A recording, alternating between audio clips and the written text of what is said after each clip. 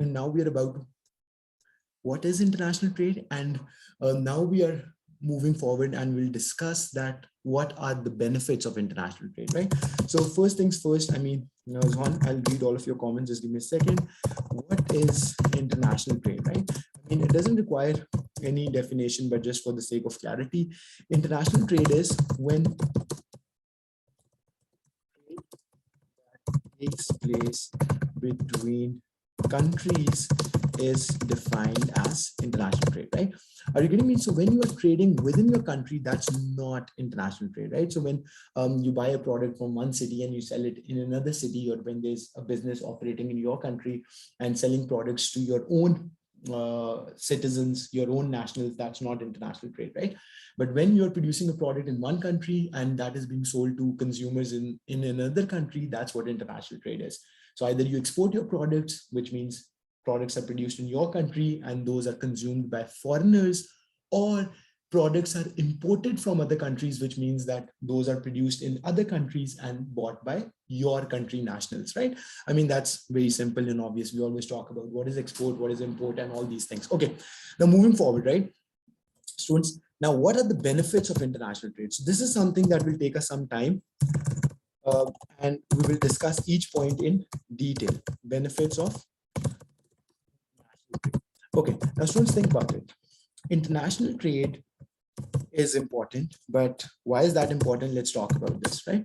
So Zuhan has given us some answers as to why international trade is important or what benefits we get out of it. So firstly, he said to make revenue, to have variety of products, to improve balance of payments, make countries currency powerful, specialize in a particular product. Okay, that's correct. That's correct. But let's deep dive into each of these points, right? Now students, think about it. First thing that you have to understand, that human needs are always increasing and no country has enough resources to produce all products on its own. Let me rephrase, let me repeat this one more time, right? So human needs are ever increasing. Now think about this. Before COVID, no one knew that there could be a disease like COVID and you will need a vaccination for that. Now, even now, I mean, out of 170 countries in the world, I think there are very few countries that have discovered, COVID vaccination. I think China is one, US is one. There might be few European countries and so on, right? But not every country in the world has been able to produce COVID vaccination. But what does that mean? That other countries' citizens don't survive? I mean, what they're doing, they're simply importing those vaccinations from other countries that have it, right? So why not all countries were able to develop that vaccination? Because they don't have either the resources or the expertise to do that. So then in that case, they had to rely on another country. Yes or no? And even the countries that are exporting it, they are making a big profit out of that. So they are also in a good condition. They are also in a good position, right? So it's not like they are at a disadvantage. So if US or China get to export COVID vaccination, then they are making some good profit out of it. Why would they not want to do so?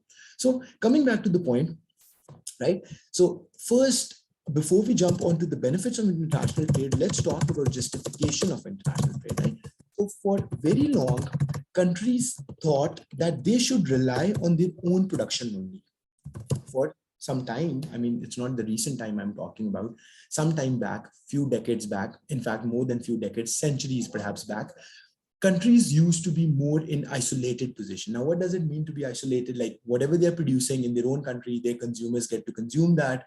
Transportation was not that good. There wasn't access to internet. There wasn't access to other technology. And therefore it was hard to trade, even though countries still used to trade, but not to very far off places, right? Usually it used to be like between countries that are located close to each other, right? Like neighboring countries. So if Pakistan is located between India, China, and Afghanistan, Iran, so it's easier because our borders are connected, so we can more easily trade. Back in the day, I'm talking about centuries back, right? But now, since technology is so advanced, there are advanced ways of transportation, like whether you talk about planes, whether you talk about ships, anything, internet is there, you can access information at real time. So all these things have improved, right? So the idea is, the main justification for international trade is that human needs are ever increasing and no country has enough resources to produce everything on its own, and therefore they need to rely on other countries provide them with products that they cannot produce. The perfect example of that, I've already given you the COVID vaccination. Not every country is able to produce it. So what they're doing, they're buying from other countries, as simple as that. And even the countries that are exporting COVID vaccination, US, China, I mean, they are making huge profit out of it. So, I mean, they are also in good position. Okay, great. Let's move on. So that's the first thing, right? Then another thing that's very important. Now, students, think about this.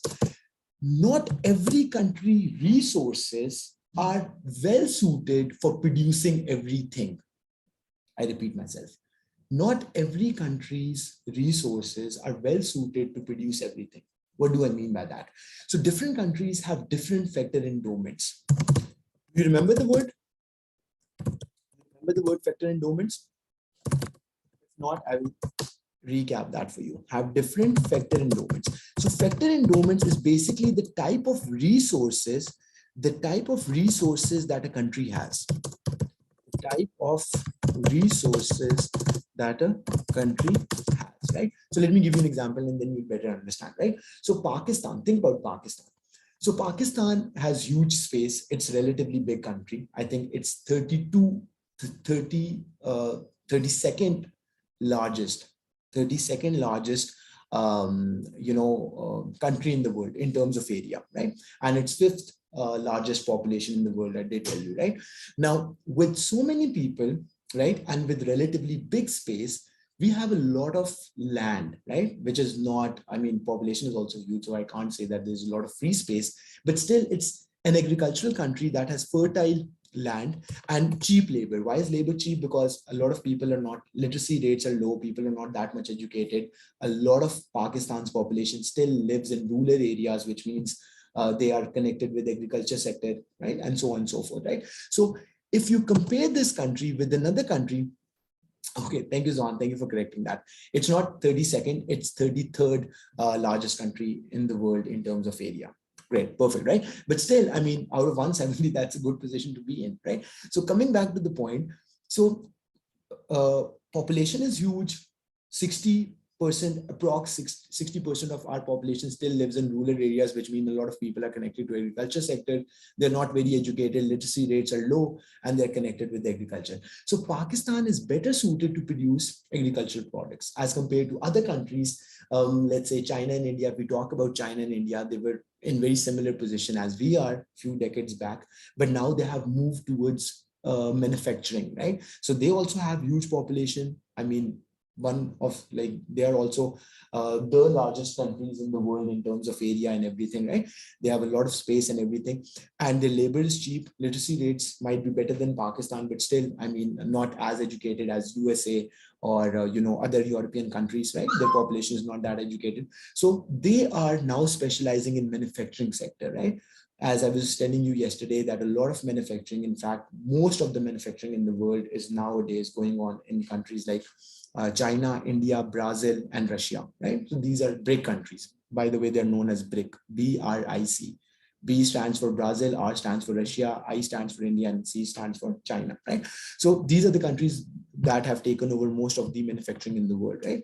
Given their huge sizes, given their huge population, and cheap labor. Is this making sense? Got it? Okay. Now, different countries have different factor endowments, the type of resources. What is factor endowment? The type of resources you have.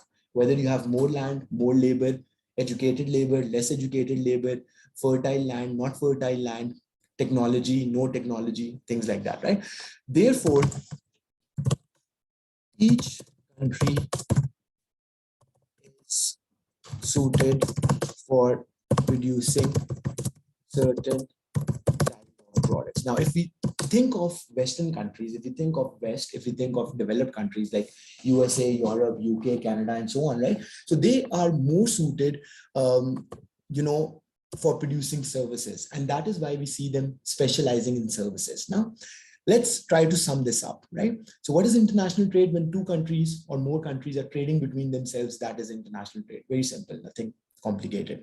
Now, then we talk then we discussed reasons why countries engage in international trade. Like, what is the justification? What is economic justification for international trade?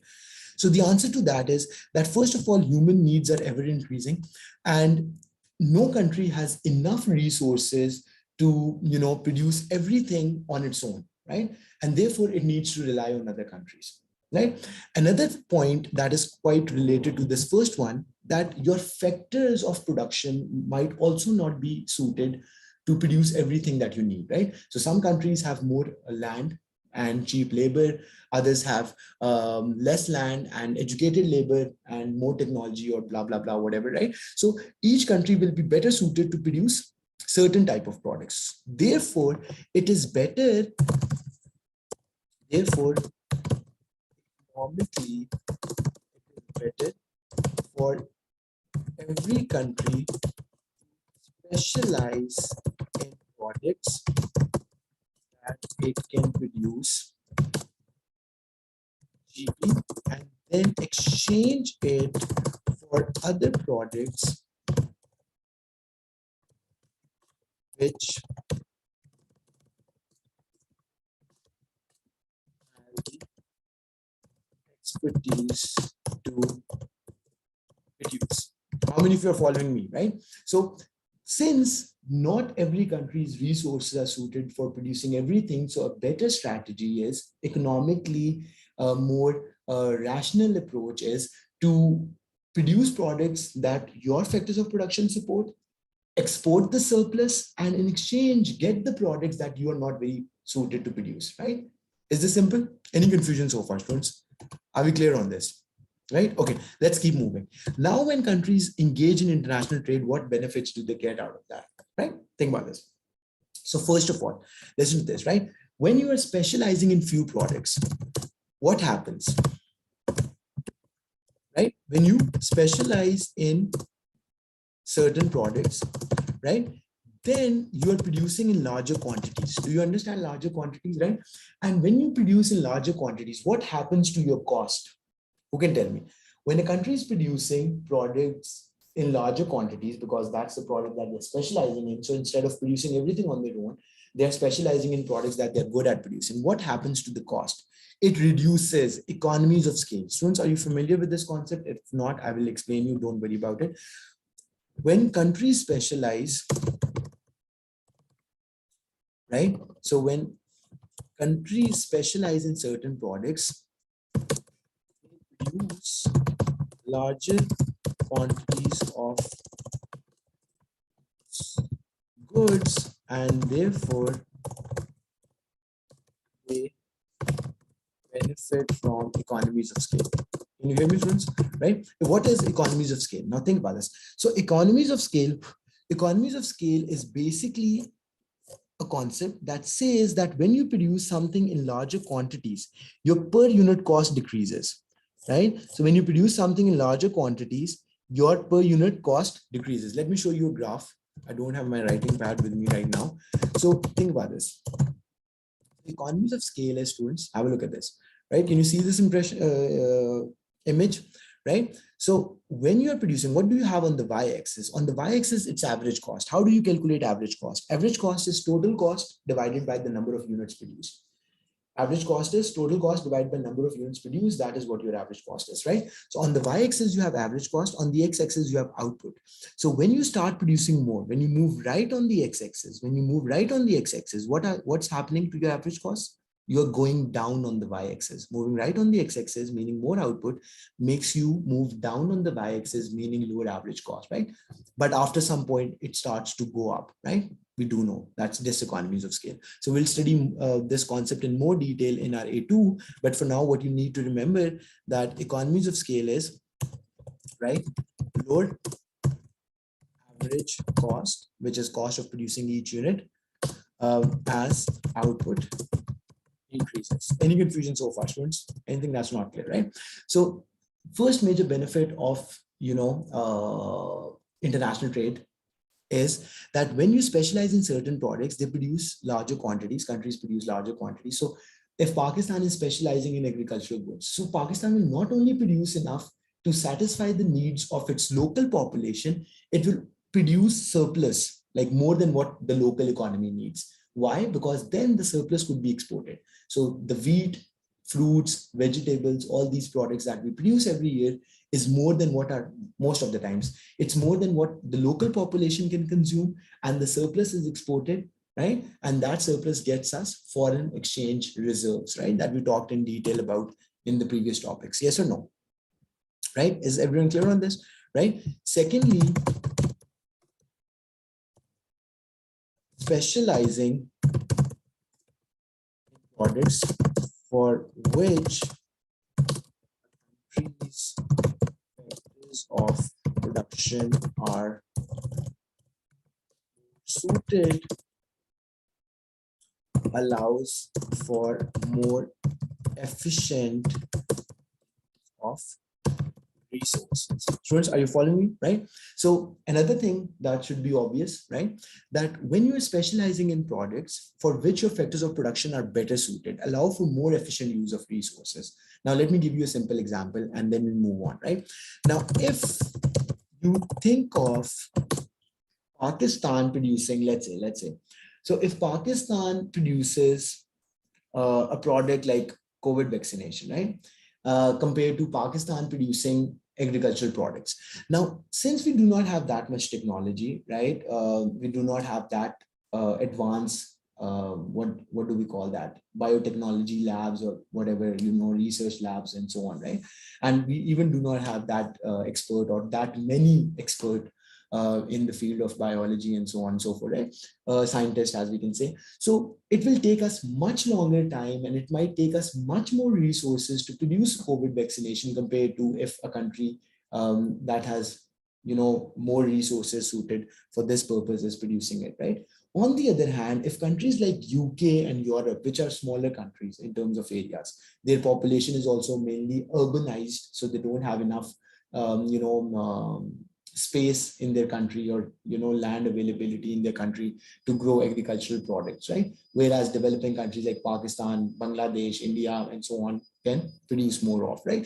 So coming back to the point, so instead of wasting your resources on producing products for which you do not have very good, for which your factors of production are not suited, why don't you focus on products for which your factors of production are more suited, right? Are you getting it, right?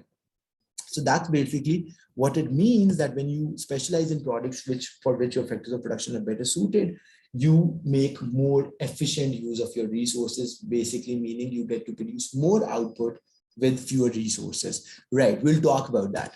So this is what we are going to Zohan. Comparative and absolute advantage is what we'll talk about later on. But for now, we will understand it like that. Yes, that is exactly what it is, right? For instance,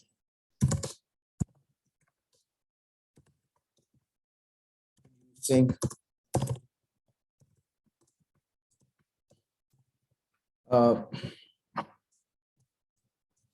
right.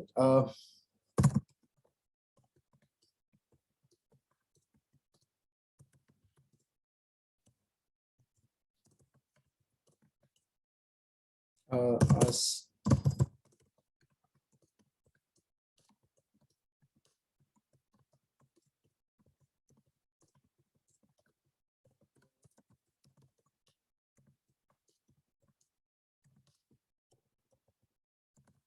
whereas, just give me a minute.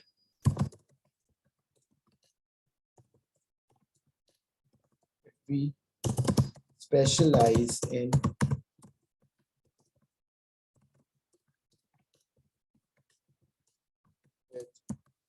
fewer resources, right? Okay, now students, another thing that I've mentioned here, think about this. So what's the second point? The second point says, secondly, specializing in products in which a country's factors of production are more suited allows for more efficient use of resources. Now, let's explain this point. For instance, if Pakistan tries producing manufactured goods, then it will take us a couple of years before we can be as efficient as countries which have more capital and trained labor, right? So what do you need for manufactured goods, or to produce manufactured goods cheaply? Cheaply is, or cheaper, is the word, right? So it's not just about being able to produce, it's also about at what cost you can produce, right? Because obviously if you're producing a product that is way more expensive compared to other options in the world, right, then obviously countries will buy from other countries which are producing that product cheaper compared to your country, right? So since Pakistan doesn't has enough capital and enough trained labor, so if we produce manufactured goods, perhaps we cannot beat China and India, which have lower cost, and since they have more capital and more labor. And on the other hand, if we are focusing on agricultural goods, then we can be more efficient. Why? Because I explained you that our resources in terms of, more labor available in rural areas and, more land available in fertile land available in rural areas allow us to produce more agricultural goods at lower cost, right? Are you getting me? Okay. Then another major benefit is, right, is that it helps earn foreign exchange, right? So when you sell your products to other countries, what that helps you earn foreign exchange, right? That money is used for what? That money is used for a couple of different things. I did tell you in the last few classes that foreign exchange is used to pay off your international debt, that is used to import something that you need, right?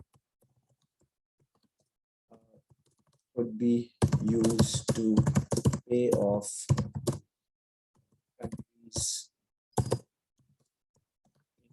international debt or by meaning products cannot use on its own. Now think about this. Countries which do not, countries which could not produce their COVID vaccination, they spent quite some amount in importing these vaccinations. Yes or no?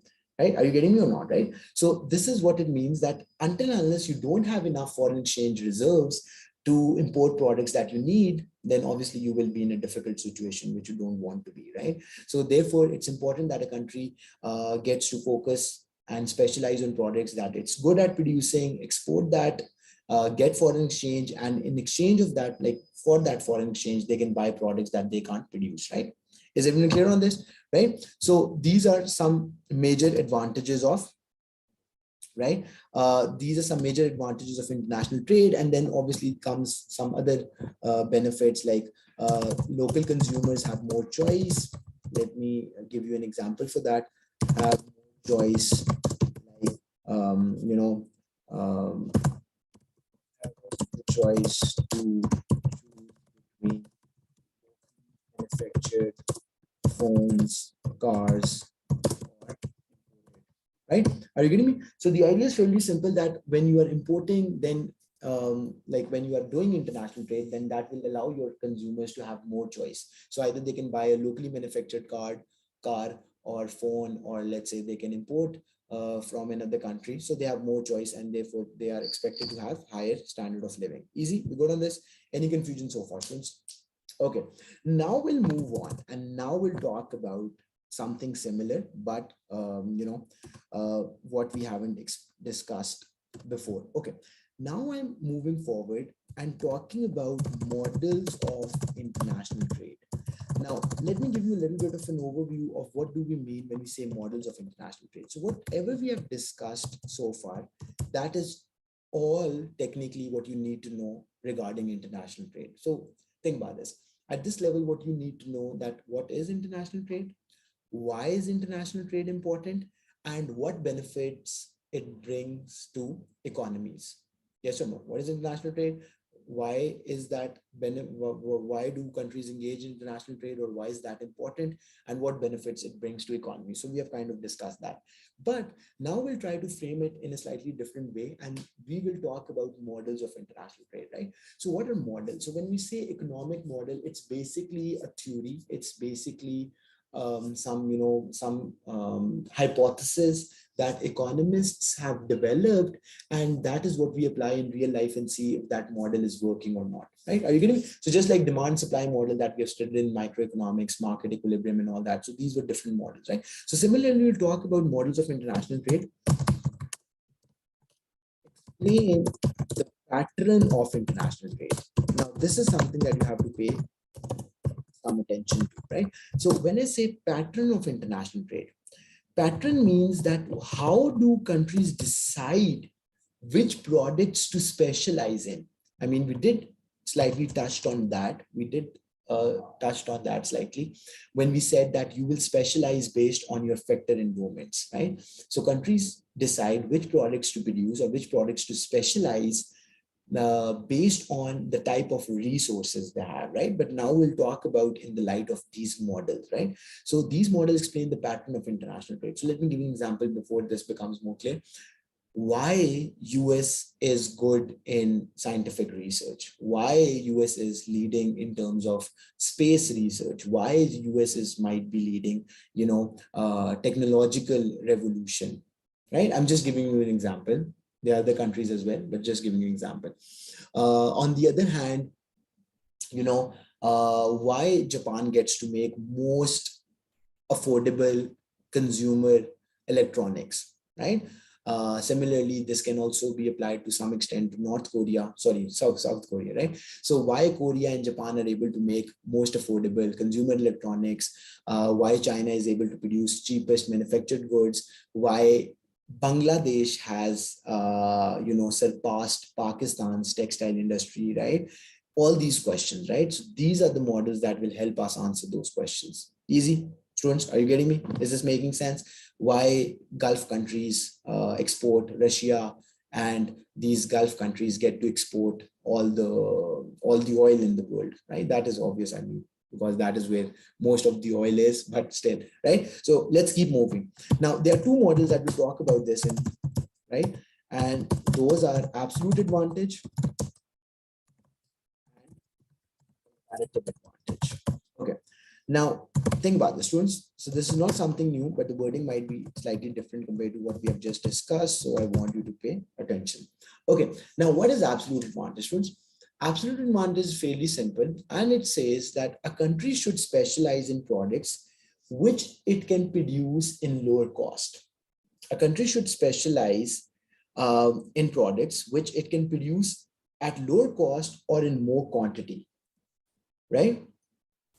A country should specialize in products which it can produce in larger quantities or lower per unit cost. Just give me a second. Certain resources and the per unit cost is this. Then in those resources, but that's where it's out. I'm just thinking out loud. Just give me a minute. Yeah. So what is absolute advantage, students? A country should specialize in products which it can produce in larger quantities or lower per unit cost. Now, what do we mean, right?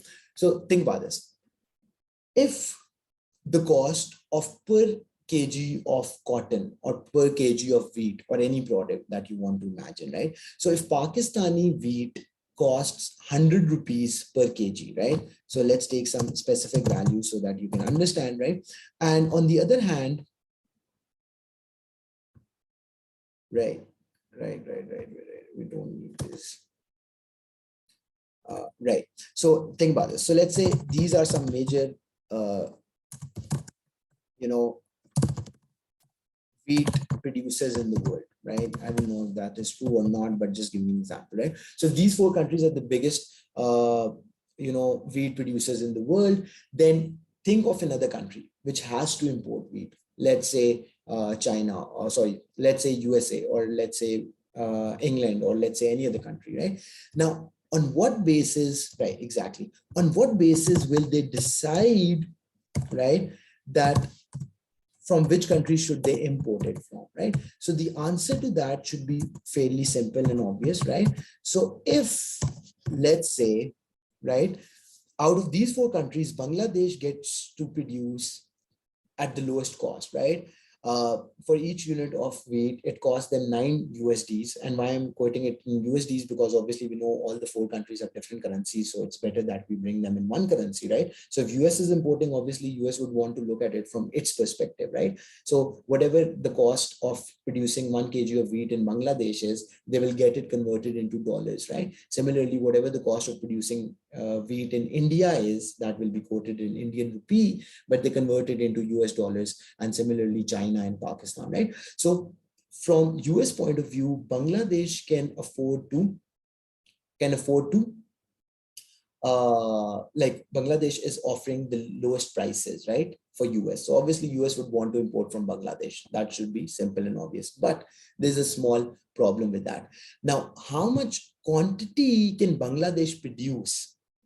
Right? How much quantity can Bangladesh produce? Now, US, you can imagine, is a big economy, right? Bangladesh is a relatively smaller country, right, with limited ability to produce.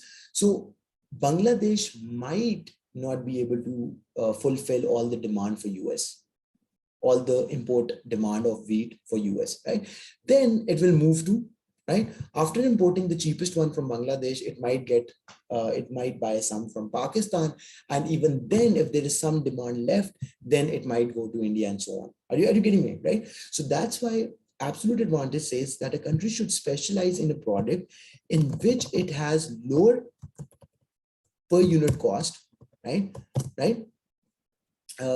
In products which it can produce in larger quantities or lower per unit cost, right? So these are the two things on which a country is said to have absolute advantage in, right? So what we have been referring to again and again was absolute advantage. Let me give you an example.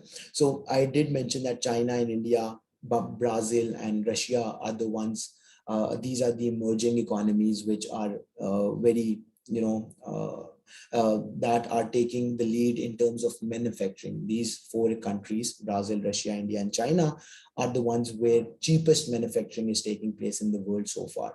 And therefore, a lot of manufacturing businesses are locating to these economies.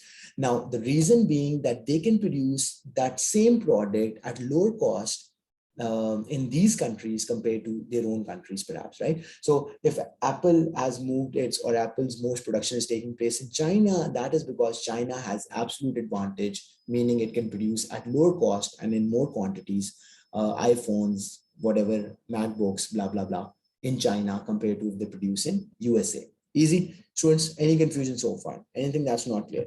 Right? So quick recap before we move forward. So absolute advantage is when a country can produce something at lower cost or in larger quantities, right? And this should be obvious to understand from importing point of view, right? So if you just right now sit down and you want to buy, let's say you want to buy something, right? I want to buy a laptop, right? And let's say my family members live in US, UK, Canada, Australia, every part of the world. What will I do? I'll just compare the prices. Whichever country is offering me, from whichever country I can get a certain type of laptop for cheapest, that's the one I will order it from. So that's what absolute advantage is. Good enough? Okay.